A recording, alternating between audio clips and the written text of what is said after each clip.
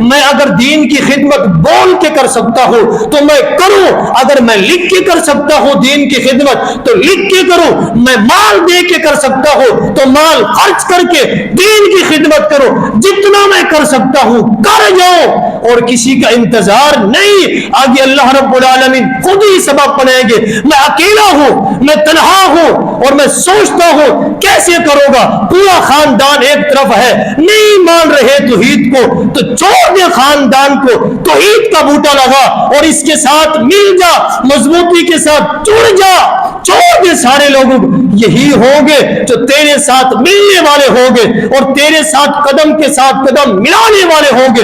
شرط یہ ہے کہ تیرا عقیدہ مضبوط رہے، اپنے عقیدے کو پھسلا کے ان کی طرف بہا کے نہ لے جانا، اللہ رب العالمین کے ساتھ جڑے رہنا۔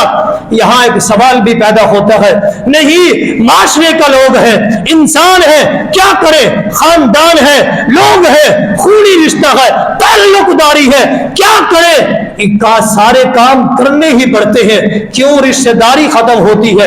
میرے بھائی، میرے دوست، دین اسلام شریعت مطہرہ پیغام دے رہی ہے، سبق دے رہی ہے، درس دے رہی ہے، آپ اپنے حصے کا کام کریں، چھوڑ دے لوگ کیا کر رہے ہیں، کیا کہیں گے، کیسے کہیں گے۔ اللہ تعالیٰ آپ سے یہ سوال نہیں کریں گے، لقد جئتمونا فرادا کما خلقناکم اول مرہ۔ پہلا سوال یہی ہوگا، تم نے کیا کیا ہے؟ لوگوں کے متعلق نہیں، تم نے کیا کیا ہے؟ تم اپنا تو بتاؤ، لوگوں کی صفحیہ بعد میں دینا، لوگوں کے متعلق بعد میں بتانا، پہلے اپنا تو بتاؤ۔ ہمارے لیے ضروری ہے جتنا میں دین کے لیے اور لوگوں کی خدمت کے لیے کر سکتا ہوں کرو، چھوٹی نیکی ہے، بڑی نیکی ہے، جہاں موقع ملتا ہے کرے۔